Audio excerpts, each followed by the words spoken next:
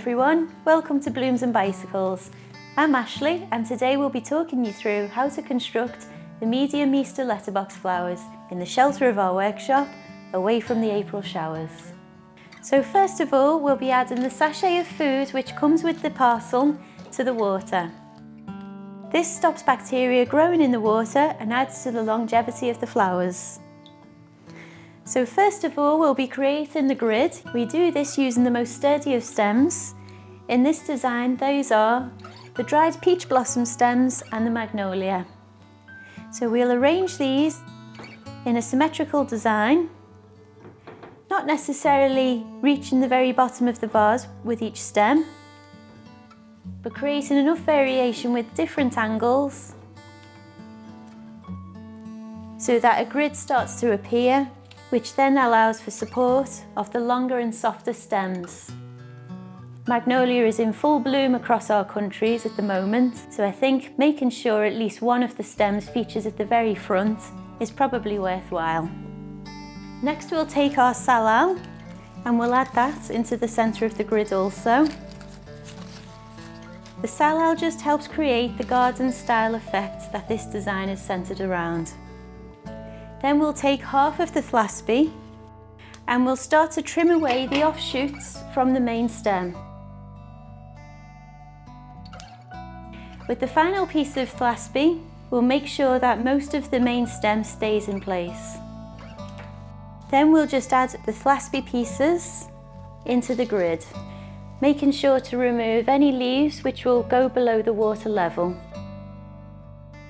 So next we'll take the three different pink flower stems, being the ranunculus and the garden rose, and working to the rule of three, we'll create a triangle formation around the grid. Again, the flowers don't have to sit at the very bottom of the vase, as long as they're within the water. Take full advantage of the structure the grid has created for you. So next we'll take the lime-coloured flower stems, in this design being the eustoma and the rose. It might take a couple of attempts to fix the flower stem into the grid in the way that you prefer, but just keep going until you're happy. Although that said, just make sure 20 minutes doesn't become 2 hours. It can be lethal. And when you do so, it might mean that some of the other flower stems begin to move. Sometimes it's just best to leave them to fall in their own natural way because it is a garden style that we are going for. However, if you prefer, you can just keep repositioning them and tweaking them as you go through. So then we'll take the white stems, in this case being the allium and the statice. This particular statice variety comes with 3 offshoots, so you can either use it as one stem, or if you'd like to again to work to the magic rule of 3, you can always split it into 2 so that you have 3 white pieces. Looking for any negative spaces currently in the design, we'll gently just fix the statice into the grid.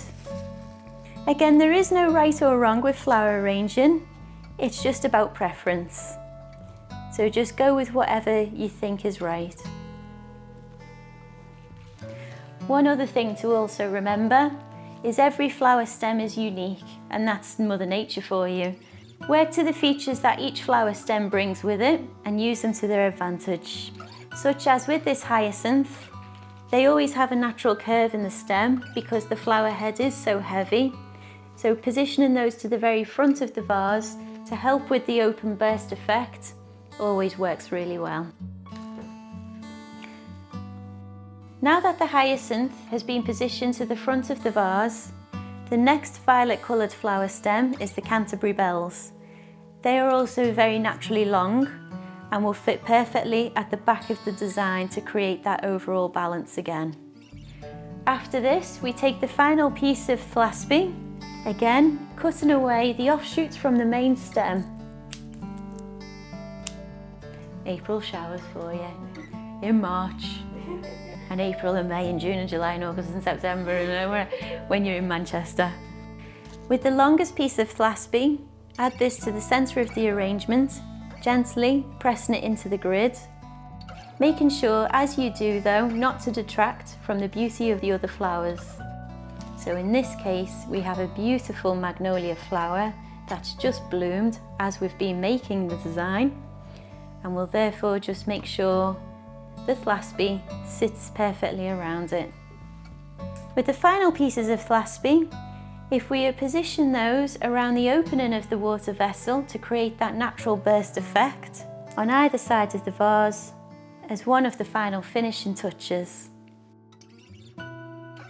And finally, to finish off and continue with the natural burst effect of the design, we'll take our jasmine and we'll add this to the front of the vase. I love the way the buds of this jasmine actually match in with the colour of the magnolia. There's nothing particularly perfect about the way this sits, but I actually really like that because that's how Mother Nature works. And there we have it, the medium Easter letterbox flowers. I hope you enjoy and I hope you have a lovely Easter.